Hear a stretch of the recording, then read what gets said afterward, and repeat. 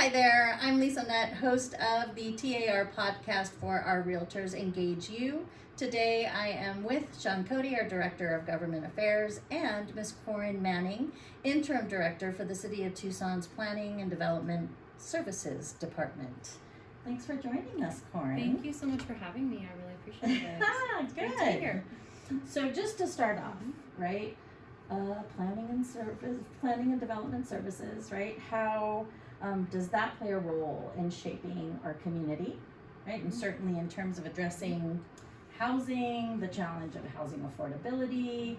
How can you start us off on that? Yeah, so our department plays a couple roles in the community. One, we're the planning arm for the City of Tucson. So we really work closely with our community on envisioning the future of Tucson. So that involves a lot of engagement across different sectors of our community, engagement with neighborhoods and residents and community organizations, as well as our development community and others involved in growth and development. So working across our community to help envision the future of Tucson and the Tucson that we want our community to evolve into.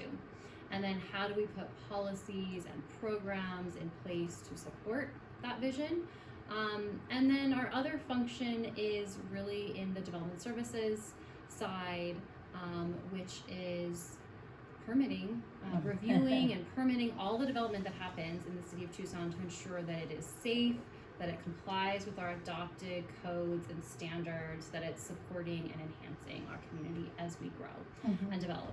And as you mentioned, there's a lot of big challenges Tucson is facing at the moment, and I would say our department is part of addressing those challenges hand in hand with our community. So housing affordability, as you mentioned, infrastructure, those are really top issues that we're looking at in planning and development services. And working on. So around housing affordability, for example, over the past few years, we've looked at, what are some strategies we can put in place to promote more housing affordability and different housing options, because we've looked at some of the housing needs. We know our community needs a lot more housing and more affordable housing and attainable housing. So not just subsidized affordable housing, but housing that's just affordable to our households' income levels in Tucson. So one of the things we did several years ago was change our regulations to allow ADUs, or accessory dwelling units, casitas as they're often called. That was a big change in Tucson, and we were really ahead of the curve here because just last year the state legislature actually changed this statewide to require that cities allow ADUs or casitas, and Tucson actually adopted that 2 years prior to that. So that was a code change, and then we looked at not just, we changed the codes, but we know it's still hard to build casitas, or can be for a lot of people. So we created a casita model plan library to create some pre-approved model plans to make it easier for people who want to build a backyard casita, maybe for their parents, maybe for kids who are grown but are still at home, or still kind of in the periphery of the household, or to rent out, to create rental housing for our community. There's a lot of different reasons to build ADUs that people are looking to ADUs for. So we created that model plan library through a design competition. It was really successful, and we have 7 pre-approved model plans now. That's just an example of one of the strategies we're putting in place, and one of the code changes and programs we put in place to help address housing affordability. Lots more that we're looking at there that we'll probably get to as we chat today. But yeah, just to say that that's one of the top issues for us right now is housing affordability, along with economic development. How do we grow as a community and bring more jobs to Tucson? How do we address infrastructure needs so that we are planning holistically as a community? So that's where our department works really closely with other departments like transportation, our housing and community development, our economic initiatives, to look at, what are some of the growth areas for Tucson, the Howland Corridor, the Southlands, etc. And how do we plan holistically for the infrastructure, as well as the jobs and employment, the housing, all those pieces that make a community attractive, and strong. And redefining. I was reading an article on parking, for example, right? And how I learned for myself that is generally arbitrary in its inception, right? And then it's codified in different ways in different communities, but that's an area that we're revisiting as a community, especially in light of not only the current infrastructure needs, but what was anticipated as a need decades ago is maybe outdated. It's changing now. Mhm. Exactly. That's a Yeah. great example. Because they're enshrined in our codes, this amount of parking for this specific use, for a Or this restaurant, type for of a grocery establishment, store, right? yeah, Yes. for this type of housing. Or entity. And there was some studies that went into some of those, but it needs to be updated, and we have more recent data that's not reflected in our code, and we know that the way people move around and use transportation is changing and evolving.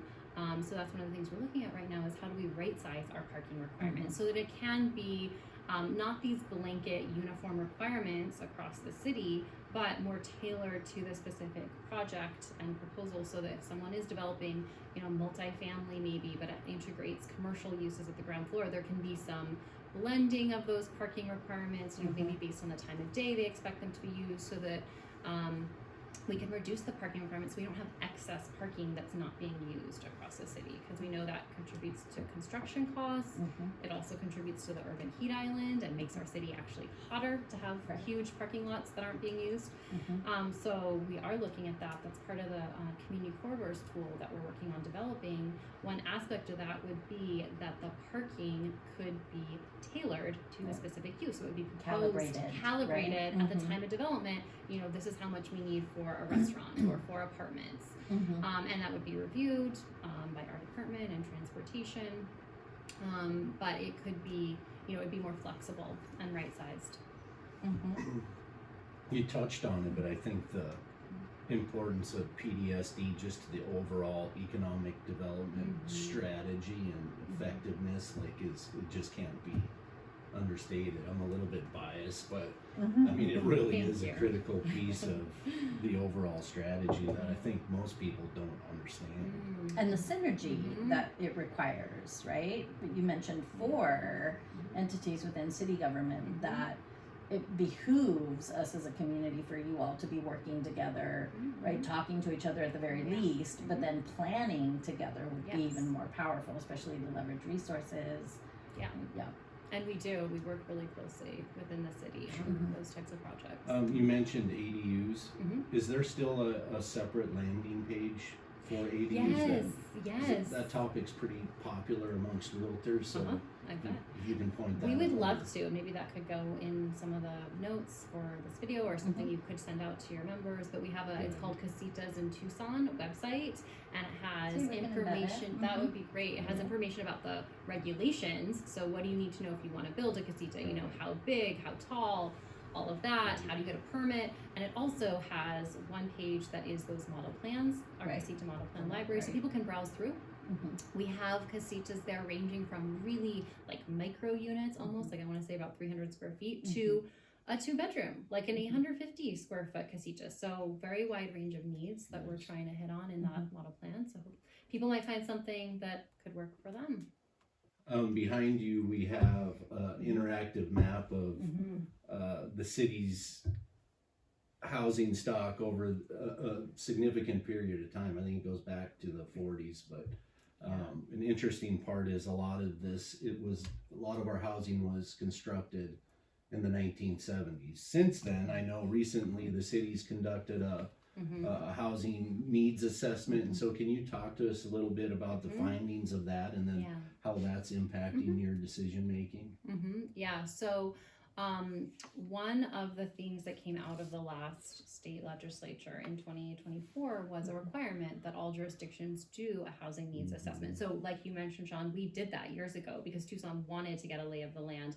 What is our current housing stock? Where are there gaps? What are our needs? So we did that about 4 or 5 years ago. That's the map you have, and it's really lots of great data. With the U of A. Yes, I should have said that. It's in collaboration with Pima County and the U of A. So it actually covers the city of Tucson and the county. So kind of like our regional housing needs. That was really helpful, and that's a lot of what gave us some of the data about really understanding. Really baseline. Yes, right? It was like a baseline. We have huge housing needs, and from there we started working on ADUs and some other housing strategies. Developed our housing affordability strategy for Tucson, which our housing and community development department created, and has led to a lot of initiatives. So just last year, like I said, the state legislature has this new requirement that states complete this housing needs assessment. So we went and did kind of an update on what is our housing need for the city. So we just completed this actually in hot December. off So the this press? is hot off the press, Right new on. information for you guys. Sharing it here first. Uh-huh.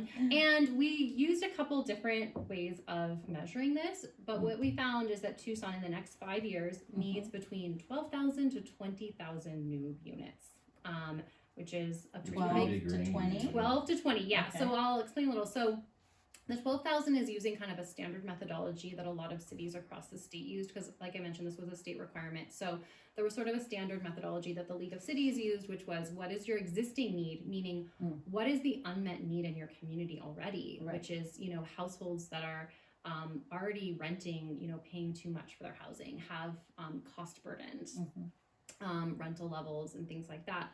And then how do you account for the population growth over the next 5 years? So that was kind of the baseline from League of Cities was about 12,500. But we also, in Tucson, we did our own estimate using some experts in the field that we work with on a lot of our housing strategies. And they had a little bit more fine grain analysis catered to Tucson that also took into account how do we address our homelessness needs and a little bit more fine grain on what is our unmet need in Tucson. That's where we got the 20,000 figure for the next 5 years. Spectrum. Yes, that would be how do we house everyone and make sure everyone is in housing they can afford. 20,000 units over 5 years. So that's a lot of units, as you know. Given that we've been producing, it kind of goes up and down year to year, but in 2023, we produced about 2,600 units. Last year, it was about 1,500. So definitely room to pick up the pace there in our, if we're gonna really address our housing needs in our community. So What was it last year? so again? last year, this also just hot off the presses, recent data from 2024. So last year, we permitted about 1,500 units. And of that, about almost 1,200 were single family and just over 300 were multifamily units.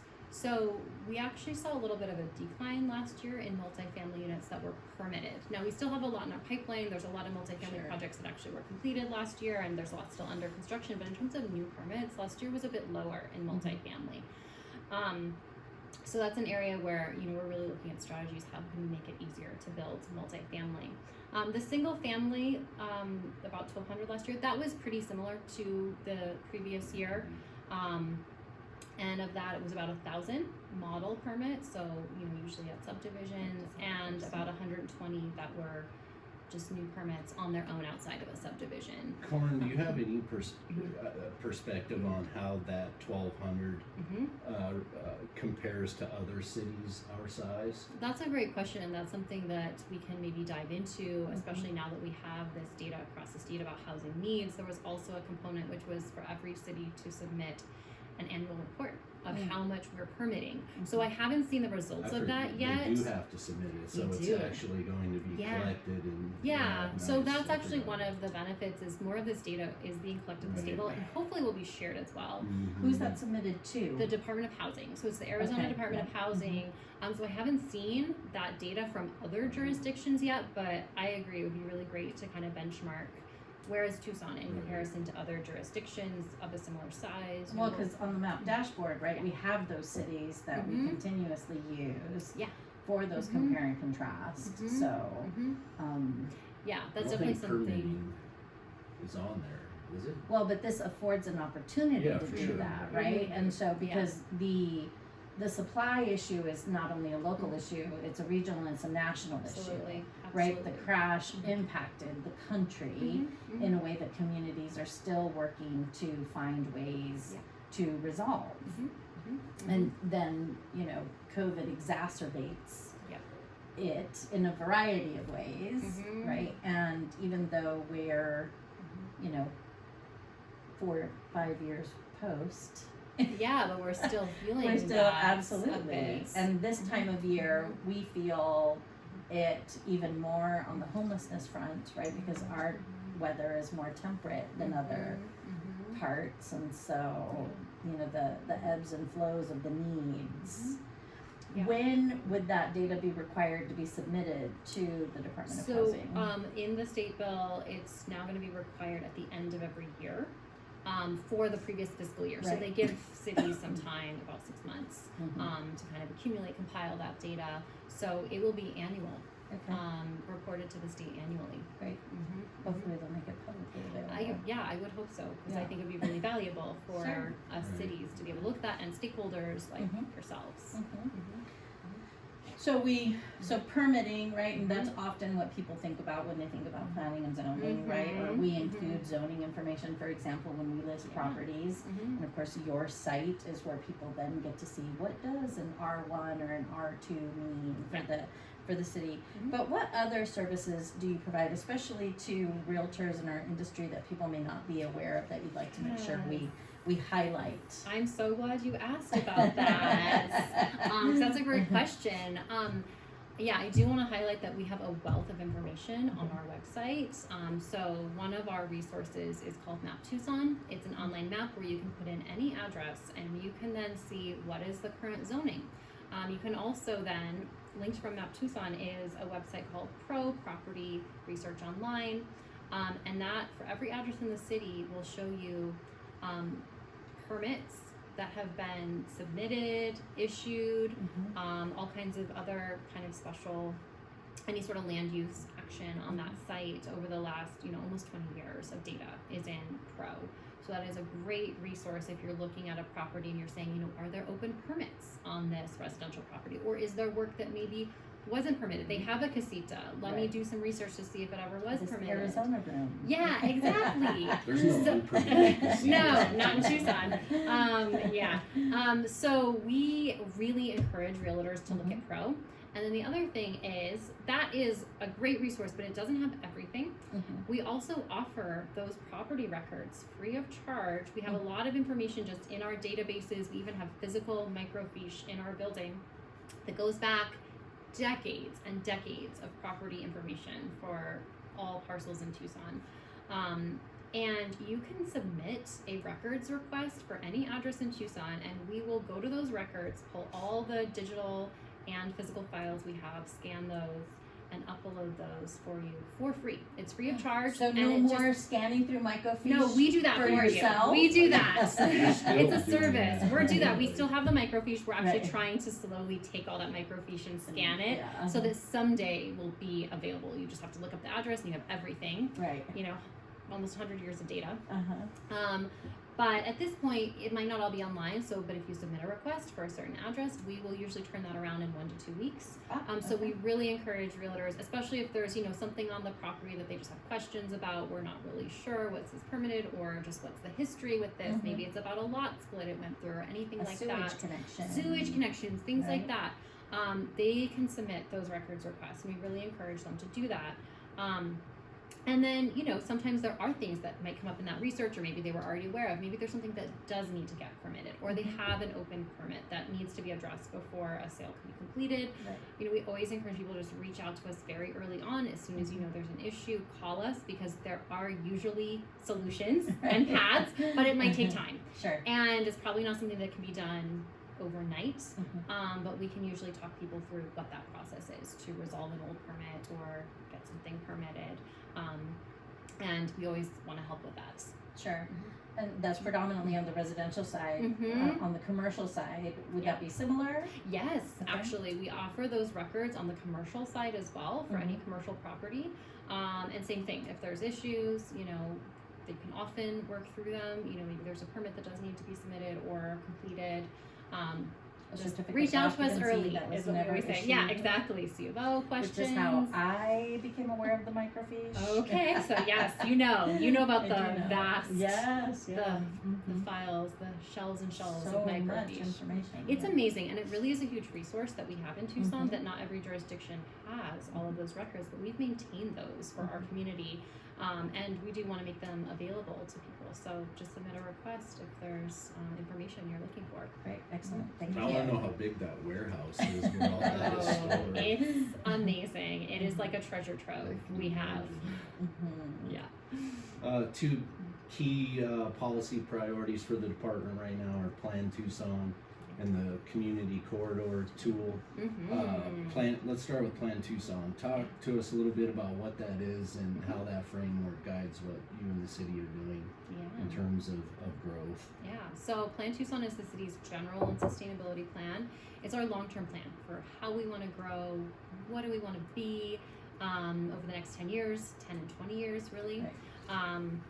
And it's our guide for growth, development, sustainability. And it sets a lot of policy for the city that has been referred to by our elected officials, by community members, by city staff. It's used by a lot of different groups once it is adopted. So basically it creates policies and goals for the city. It also creates what is called a future growth map. And that shows where we want to grow physically as a community and how. So what parts of the city have opportunity for more mixed-use development on our corridors, for example. What areas have potential for more residential development? What areas have potential for more industrial or employment type development? It lays that out as a physical framework for how our community should grow, and then also policies around that growth. Policies around infill, around transportation, around transit, heights. Yes, exactly. Actual physical development standards and density. Yeah, what type of development is appropriate where. So it's a really important document to guide future growth and development, and we really encourage people to get involved. We actually just shared the preliminary draft online. We released that just a couple weeks ago in mid-December, and we've been holding a series of community forums to get feedback from the public. So we're getting a lot of great feedback. We really encourage people to get involved. There's also ways to share feedback online, or even host a small group meeting to get feedback from, maybe a professional group you're part of or any sort of community group. You can hold a meeting on Plan Tucson and share feedback with us. And then this will also be going to our Planning Commission for review in March of this year. So those will be a series of public hearings where we really encourage community members, stakeholders such as TAR, such as yourselves, to get involved and review the plan, take a look, see how it aligns with the needs you see as professionals in this field in terms of our community's needs for growth and development. And we'd love your feedback and input on that. The future growth map, like you went out and solicited feedback. We got a lot of input. And I took that, and I was curious as to how that played out. Yeah. How do you siphon through all that and go, these are the... To me, I thought, well, the whole city should be a growth map, area, right? yeah. And in some ways it is. Sorry, something like that. So in some ways, I would say most different parts of the city have some opportunity for growth. Even in our residential neighborhoods, there's room for smaller scale growth through ADUs and infill. And so that's what sort of our future growth map lays out, is what scale of growth is appropriate where. The input was really interesting. We got very robust feedback. So those surveys and kind of online feedback tools that you're talking about, Sean, we got hundreds of responses. So the community really did give very thoughtful feedback on how they want to see Tucson grow. And it was really interesting because we definitely heard a lot of support for growth, especially infill, growth along our corridors and things like that. That was really a strong goal for Tucsonans. And so that is part of sort of some of the changes to the growth map from the last adopted growth map over 10 years ago. Some of the changes this time are going to reflect that, more of a focus on infill and growth along our corridors, transit-oriented development. That's something we really heard a lot about. So it sounds like that was a surprising bit of feedback. It was. I mean, we weren't sure what exactly we're going to hear. I think in some ways it is that it was so strong. In other ways, that's how our community has been growing over the past 10 years. And I think it's been very successful, and people see that and want to see that scaled up in a lot of ways. So in the last 10 years, our community has completed a streetcar, seen a lot of development downtown, seen more development even outside of our downtown that is more transit oriented. So I think that's been one of the success stories in Tucson over the past 10 years. The last Plan Tucson was adopted in 2013, and so it was 2024 that the streetcar opened. And that really just fundamentally changed Tucson's DNA, sort of, and how we grow as a community, because that unlocked so much opportunity for transit-oriented development in our downtown. We now have thousands of new housing units downtown that have been built just since the streetcar opened. Many of those units are affordable, so we have this mixed income community downtown. There's a lot of commercial and entertainment uses that have gone in as part of those developments. So it's really brought so much life to our downtown and the whole streetcar kind of corridor. So I think people see that and really want to see, of course not downtown scale necessarily, but some pieces of that in their community. People want restaurants they can walk to, coffee shops, other types of uses that they can walk to all across the city. Quality of life amenities. Yes, right? yes, really vibrant neighborhoods, and we're hearing that across the city. So I think that is sort of what is, has really maybe changed some of the mindset in terms of how we grow as a community in Tucson.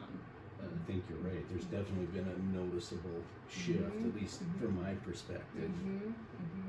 It's not always no. And so to your point, if you put policies in place that do it well, then right, the benefit is Obvious. obvious and right. less opposition to it. Yeah, So, we now have things we can point to in terms of downtown development and even beyond downtown. We're starting to see more of that kind of multifamily and more urban style development. The Benedictine is a great example that's kind of midtown, but uses a lot of those models in terms of mixed use development with commercial uses and residential. And existing built on- infrastructure, right? Because the cost of all of this has just only increased over time. Will forever, right? I don't know that there's an anticipation that any of it will drop necessarily, right? And because, in some reports, 40% of the cost is related to the infrastructure and the regulations defining what and how it can be built. Yes. Right? And so those redefinitions become really important and powerful in terms of how is it that you move forward. Absolutely. How do we reuse some of the sites we have, the infrastructure we have? I mean, that's really kind of what inspired us to develop this community corridors tool is we have so many vacant or underutilized sites across the city. I think everyone has maybe their pet site that they happen to drive past every day on their commute. We probably all have one where it's like a underutilized strip mall or a big box store that's vacant, or just a vacant lot that just never seems to really get traction. I have one, in my neighborhood, and every day I'm like, how is this still empty? Right. Yeah. I think everyone has one of those in mind because we have them all over Tucson. So Like it's an R2. Yeah, It's 4 acres. Like what is just this need to doing here crack not the being code. used? Yes, So that's what we're trying to do. We're trying to help crack that code and make it easier to develop those sites by looking at what are some of the barriers in our zoning that have made it hard to develop those sites. So some of that is parking, some of that is density and height, setbacks, and we're trying to make it more flexible or make those standards more flexible so that it's easier to develop sites and really bring the uses that we hear over and over that people want, which is more housing, more neighborhood scale commercial uses, and more open space and developments that actually interface with the community in a positive way that promote walkability, have shade and open space. So that's what this tool is meant to do, the community corridors tool.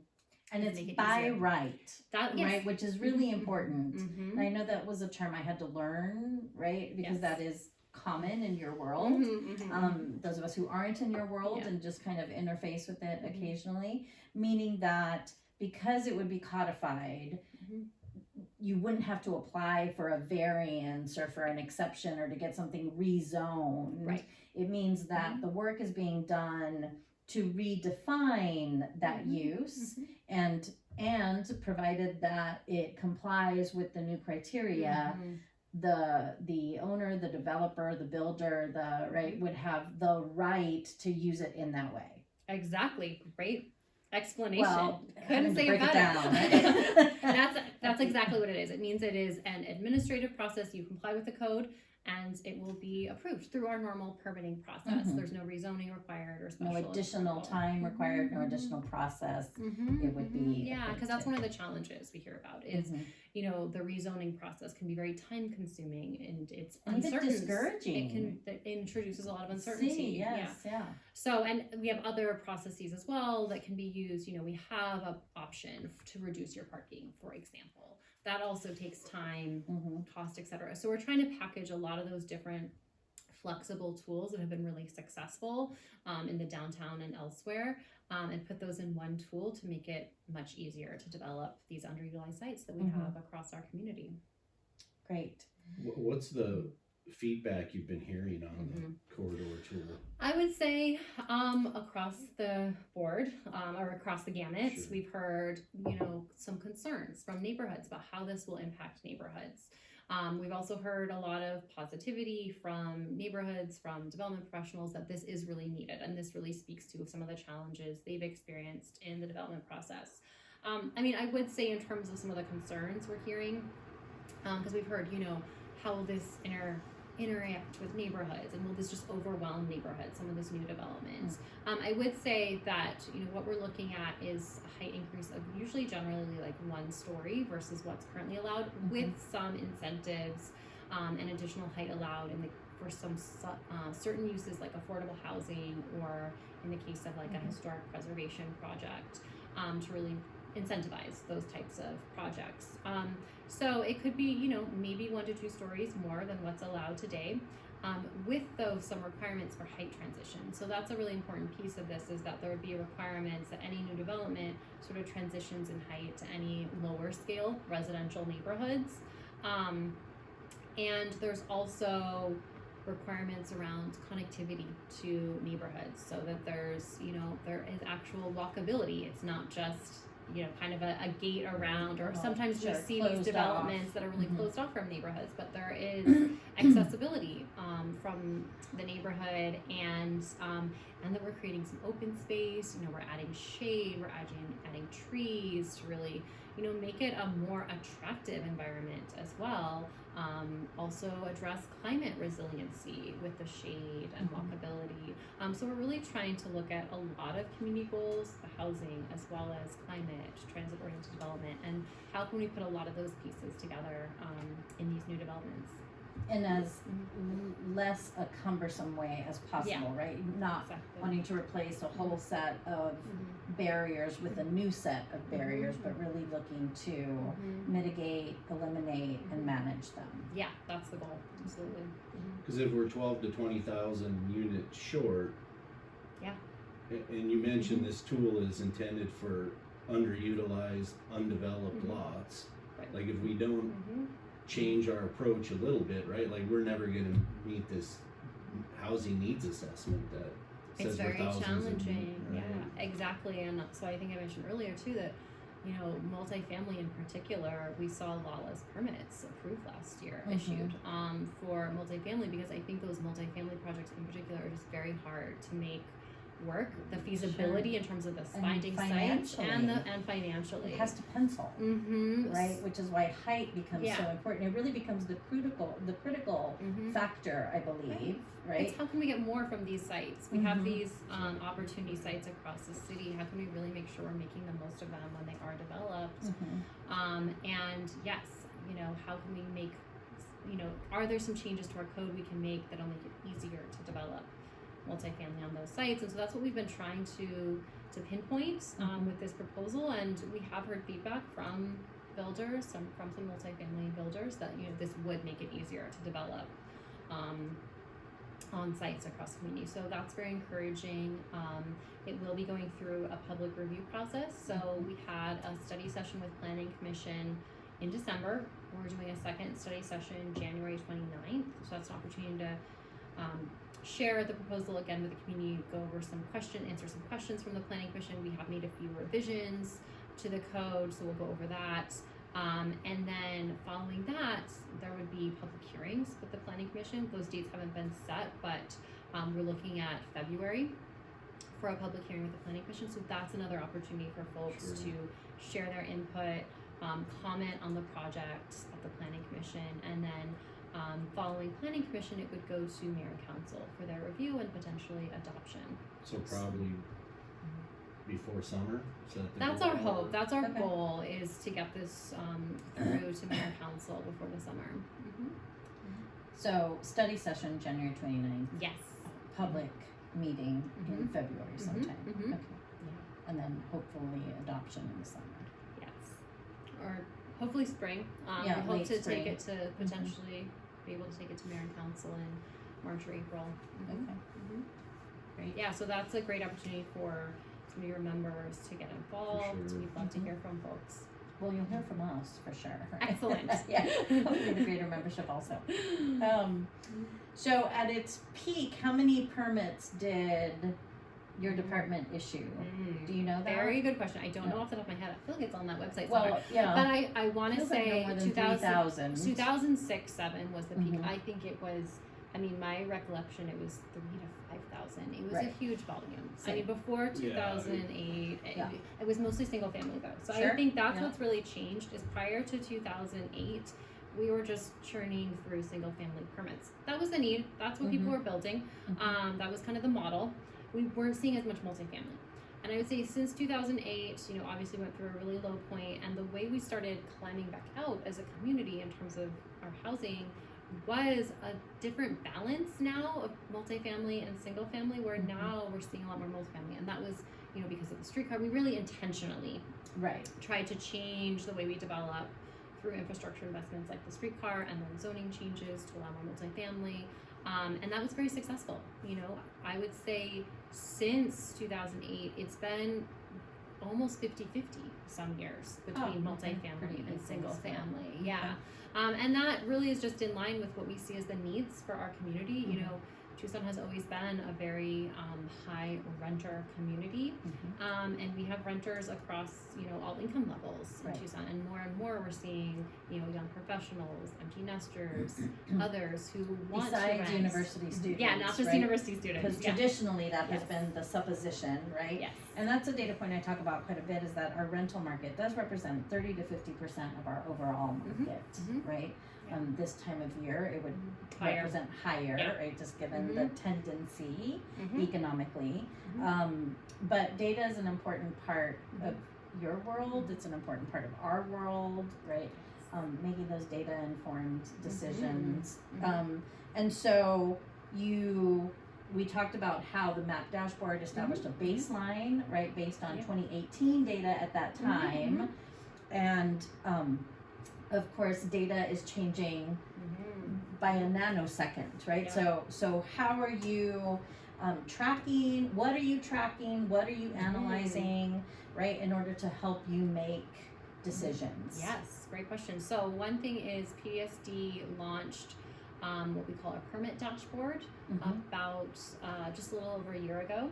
And that reports on issued permits, how many permits are we issuing for single family, for different types of permits, Mhm. residential Mhm. additions, etc.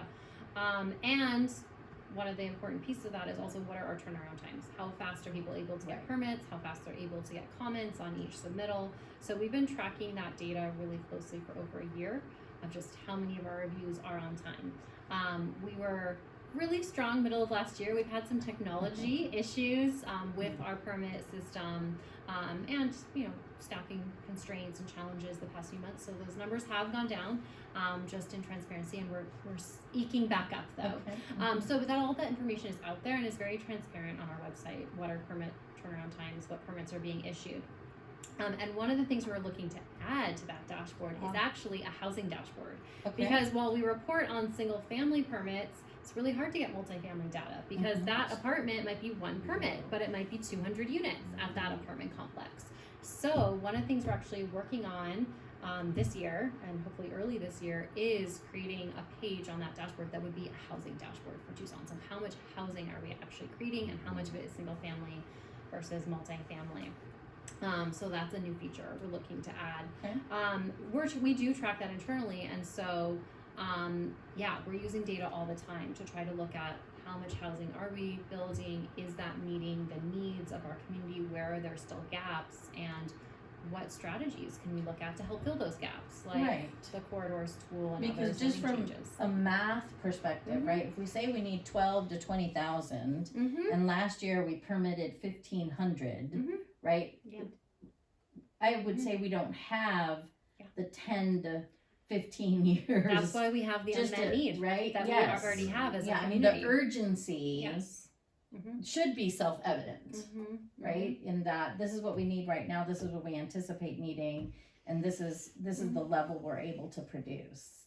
Right. And so and how our community has changed over time and will continue to change. Yes. So that's data we look at also with some of these projections is, looking at demographics of what are the sizes of households. And we do see households are getting smaller, and we see more 1 and 2 person households, and that is actually projected to continue. So that's actually one of the things, you asked about that range of, the projections, 12,000 to 20,000. That's a really big difference. Well, the more detailed projection that our consultants did versus the kind of more uniform statewide one, they actually looked at that. That was one of the components they looked at, and they looked at how many 1-person households are projected to grow over the next 5 years, and that's one of the reasons they came up with a higher number, because all those single-person households means a lot more housing, but generally smaller format housing, townhouses, apartments. We need a lot more of those smaller scale housing types for this growth in 1 to 2%. Mostly from an affordability standpoint, but again from a demographic standpoint as well, right?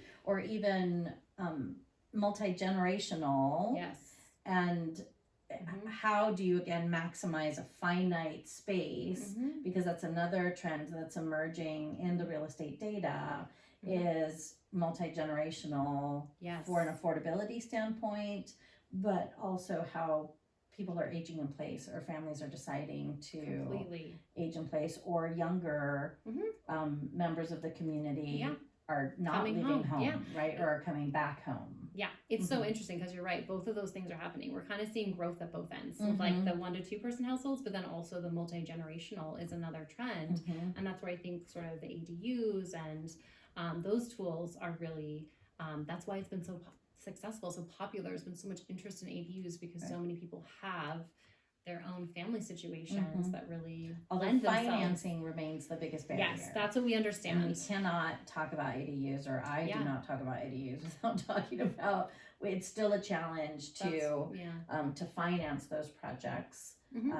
Because usually there's not $100,000 to $150,000 just laying around in family budgets. And so if you can't get, home equity loan or line, right, the financing remains a question to be answered. Yes, that is definitely the nut to crack there. Because you might have the lot, you might be able to do it in every other way, but actually making it happen becomes the challenge. That's completely true. From everyone we talk to, it's still really hard to get that financing.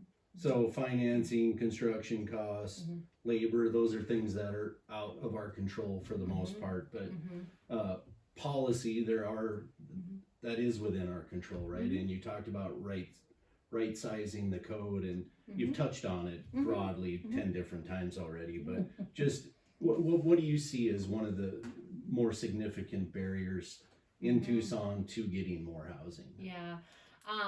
I mean, I would say what you just mentioned, Sean, some of the density, height, parking. So we've kind of touched on it for our corridors because we've been talking about the community corridors tool, and I think that's really a big piece of it. How can we unlock more potential on our corridors with, zoning changes and kind of streamlining some of these regulations? Another piece I want to mention, because we haven't touched on it, is middle housing. That was another change in state legislation last year, is a requirement that cities adopt regulations to allow middle housing as of right in certain neighborhoods. And this is something we actually have been talking about in Tucson for quite a while. So it's not really new in Tucson. You have to take credit for some of that discussion. Earlier today when I can't think of Koren Manning without thinking about missing middle. We're trying. Because to your point, you've been talking about that for a while. So we have, and it started with ADUs. Thanks, and it's really what we hear from our community. That's why we're talking about it, is because we hear it from neighborhoods, from community members, from builders across the board. And so this is going to be a new requirement, but we've been talking about it in Tucson for a while. So I feel like our community is, it will be, I think the timing we're ready for that conversation. Met, because I call timing the magic ingredient, right? And universally you can have every other factor in place, and if the timing is off, doesn't matter, right? And so it seems that the timing is now more opportune Mm-hmm. for that discussion or for that need to resonate in a way that will compel action. Yes. Right? It's no longer just an abstract, right, or a discussion that's theoretical or academic, Right. but we really have to now get some action behind it. Yeah, I think we're ready Mhm. for that conversation as a community. So we will be working on this later this year and really starting those conversations with our community of what is middle housing? How can that really help fill in some of the gaps in terms of our housing needs and affordability needs? Because our median salary hasn't changed in decades, right? So just, I mean, because people talk about affordability in terms of interest rates. Yeah. Well, that's just one piece Yeah. of the calculation. The other part is that from an economic development standpoint, right, what our jobs are paying. Yeah. Right, is a range of between $45,000 and $55,000 a year. Yes, Tucson has lower wages. So that's going to be one of the big conversations is the middle housing. And so one of the things, so we talked about this housing needs assessment. And one of the things I want to mention is that one of the findings was obviously we have this huge housing need, 12 to 20,000 units. But it really found also that we have a huge amount of need that is at the, I would say, middle income or higher income level, where we need a ton of housing for our households that are 120% of AMI. And so what is that in Tucson? That is about 107,000 for a family of 4. So actually that family is pretty, it's above our median, just above, but there's not actually a lot of housing available, even for that household. So that would be a purchase price at 120% AMI of $327,000. So there are options out there in terms of housing, but not. It's not the majority. I don't know exactly if our median where our sales price is in the high 3s. Right. That's our So- median. Right. So Right. you can see that there's And this there's a disconnect. mismatch. Which is another part of the policy discussion, right? Because there is so much emphasis on AMI. Yeah. And usually less than 100%, right? Generally speaking. And one of the things I have talked about is redefining the criteria, right? To be able to allow for either that assistance or those changes to include those who are above The the median. area median income, which is what AMI Yeah.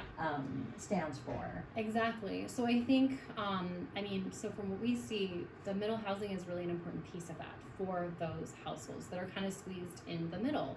Because you're right, most subsidy programs, as they should be, are geared towards the lower ends of the income spectrum. But those middle income levels, it's still very hard to find a house to purchase, to rent that is affordable to you and your family budget. Right. So middle housing, I think, has a lot of opportunity, and that's what we're going to be looking at is how can we allow more duplexes, triplexes, townhouses. Right. Townhouses can be built often at a lower cost and then sold at a lower cost, which gives someone a home ownership opportunity at a lower price point, or a duplex that maybe they can purchase and rent out one for some income stream. So there's a lot of different models there and opportunities, I think, with middle housing, and that's one of the topics we're going to be diving into this year with our community. Because I at think some the county's initiated that as well, right? Yes. So maybe there's some framework there to start with. Or tap Absolutely, into. and we want to really coordinate and partner with Pima County as much as possible. because at one point that mental housing was actually written out of the code. Yeah, it's very Right, difficult so to build it needs to right be now. reintroduced. Exactly. It used to be much easier to build casitas as well as some of these other housing types. It used to just be called housing. Right. Now we have all the delineations, right? Yeah, but you're right. Our current zoning makes it really hard in most of the neighborhoods in Tucson to build those types of housing options. So we just see that there's a need for more diverse housing options as these household and demographic changes are taking place. So it's not just about income, as you're saying, Right. Lisa. It's about just what are the needs of our community and how can we create more diverse housing options to meet all of those needs. Gee, that sounds like mixed use. Yeah, right. Mixed use is part of that. Infill, middle housing. Yeah, absolutely.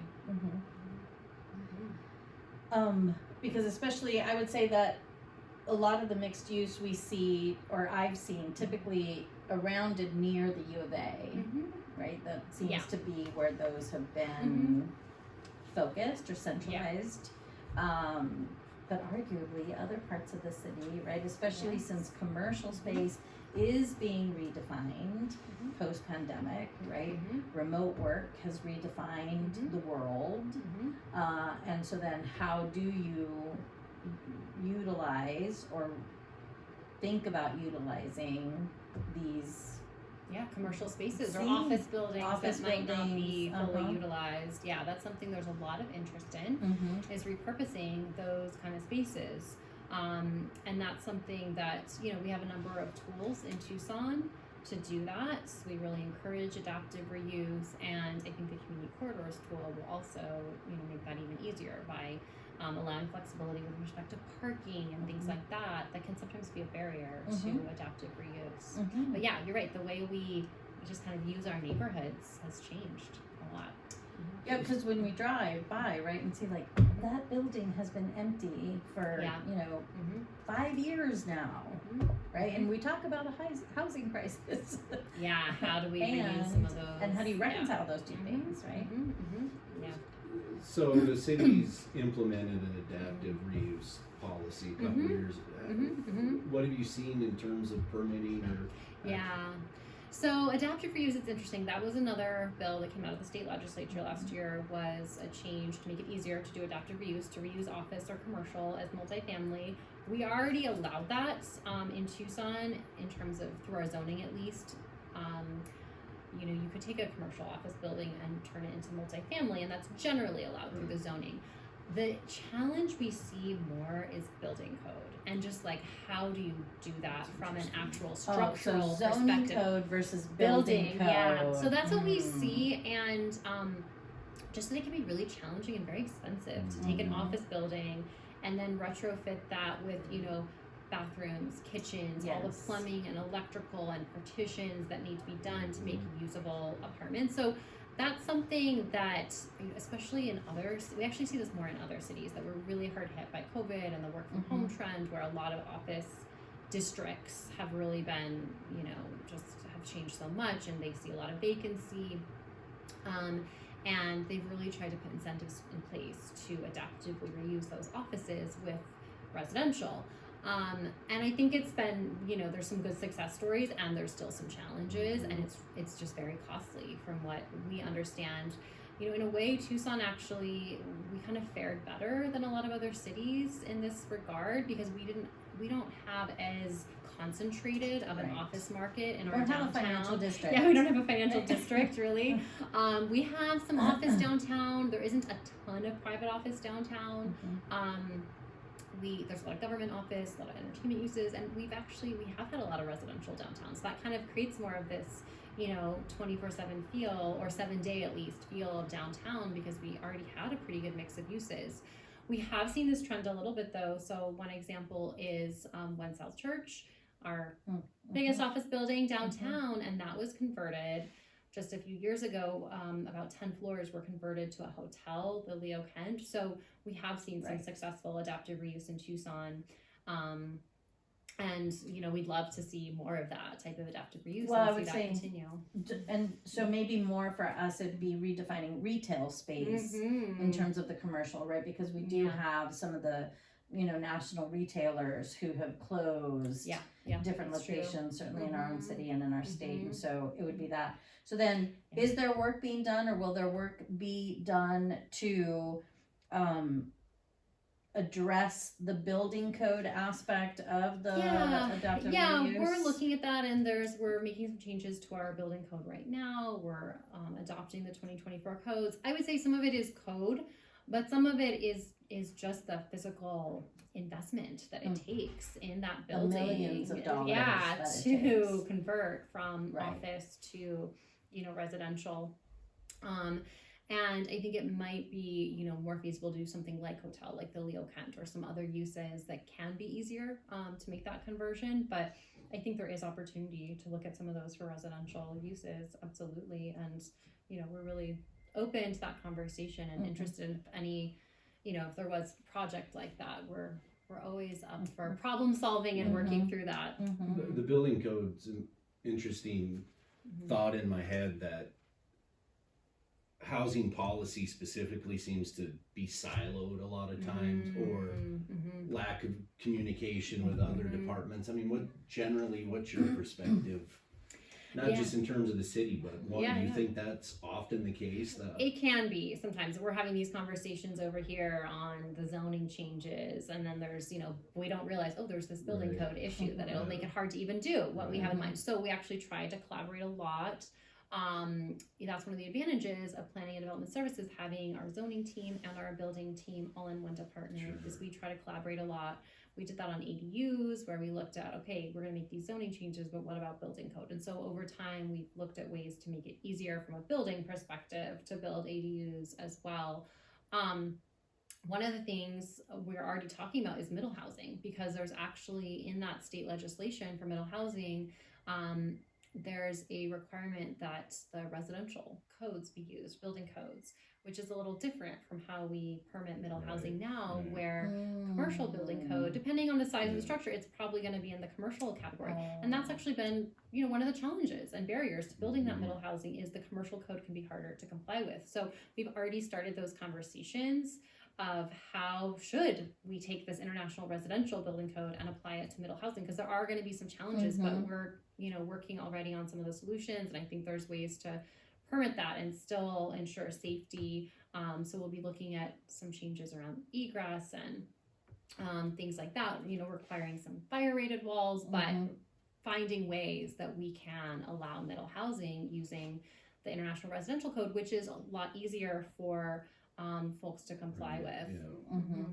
So we definitely try to collaborate on those things, because I think you're totally right. It requires, we rarely can come up with solutions in our little zoning bubble that are going to actually have the impact we want. It requires looking at other codes like building code, or even engineering codes and other aspects. And like also, fire, right? Because sometimes fire can be the barrier to a particular project. Yeah, and I think, we always want to look at safety, of course, first, but it's just involving safety, usability, groups. right? Highest and best.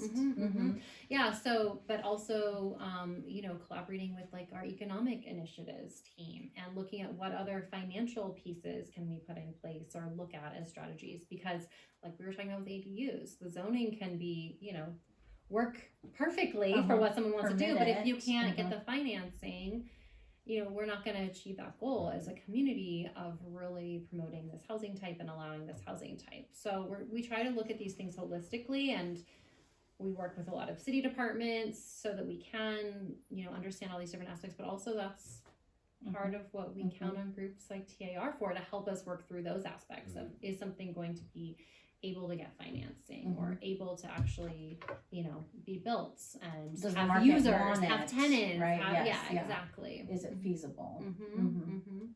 In any of the dashboards, and I know I've only spent a little bit of time in the community corridor tool, but I wonder if one of the ways to make, especially as it relates to mixed use or infill, knowing when a lot is ideal for a particular type of project.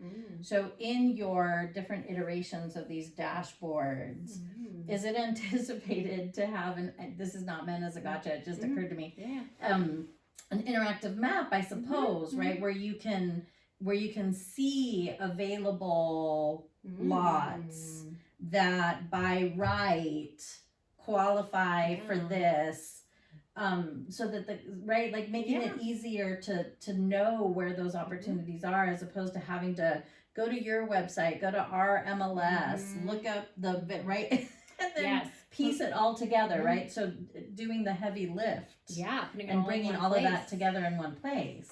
I love you that. have enough staff for that. Right. So if there's, could be part if of the data is right? there, we would love to host it. I think that's such a great idea, Lisa, because we have some pieces of that, like we have our overlays on our that keep on our getting map better Tucson. and better and more sophisticated, right? Yeah, so we have the overlays mapped, but you're right, as we do the community corridors tool, maybe there's a way to show what corridors it applies to. And then one thing we did recently, I think last year we launched this, we hadn't integrated the assessor data related to the actual current land use on our website. So that's available now. So you can actually look at what is vacant according to the assessor. Right. It probably doesn't show what's underutilized. That's Right. very hard to capture, but it will show what's vacant at least. So that's something new that we added. And so I think what you're talking about is how can we layer some of that? So you could look at what's vacant and then what's also within, a corridor eligibility area. Or even qualifies for some incentives. Is it in an opportunity zone, right? Like because they're to your earlier point about silos, right? Information is siloed more than anything, right? I mean, I happen to be a nerd who goes around all over the place, right? But how do we harness it all in order to make it more usable? Less of a mystery and actually be able to move the needle on any of these I love priorities. that. Great idea, because we're always looking at ways to improve Map Same. Tucson, add more information, add more Because those functionality. are just so powerful. They're such powerful tools, right? But if they're not leading us anywhere, then I don't like giving people the for information information's sake, but they actually need.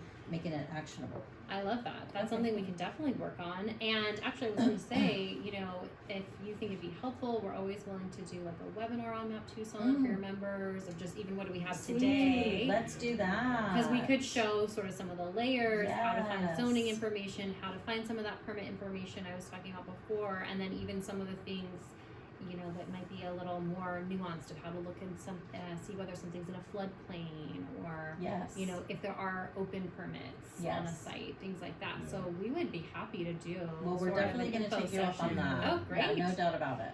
Excellent. Yes. So overlays, code amendments, like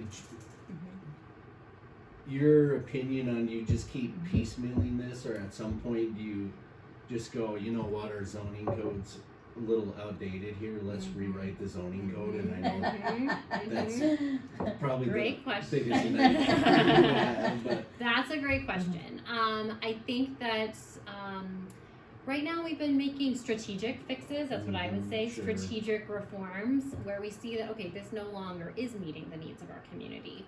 We need to address ADUs, we need to address corridors, things like that, middle housing. I think you're right, at some point we will need to look at kind of an overhaul to make it just more usable and user-friendly, functional, because it's a lot to wade through, we know that. I don't know when the right time for that will be. But because that's a big lift for us and for the community, but I think at some point we will be looking at how do we revise this. We did that, I want to say about 15 years ago when we totally overhauled our code. Maybe it was a little more than that. And so I think every couple of decades we need to look at it, and it needs to get a little bit of sprucing up. So probably in the near future, but don't quote me on exactly when. Because right now we've been kind of doing more, I would say, strategic looks at our zoning code. Great. Well, we'll definitely reference the Map Tucson in our information. We'll provide links for the different aspects. We'll definitely follow up with you on getting a webinar or a session scheduled for our membership. Because part of taking a listing, right, is doing that property verification. That's what we call it, is a property verification. And I know that when I'm teaching, I remind my colleagues, right, the importance of doing that vetting. And so identifying, again, all of those resources and all of those sources of information is really important. So we'll definitely include that. So make sure to check this out on our YouTube channel. We'll provide the links. We'll provide the website for the city's Planning and Development Services Department. And until then, we'll look forward to seeing you next time. Thanks for joining us.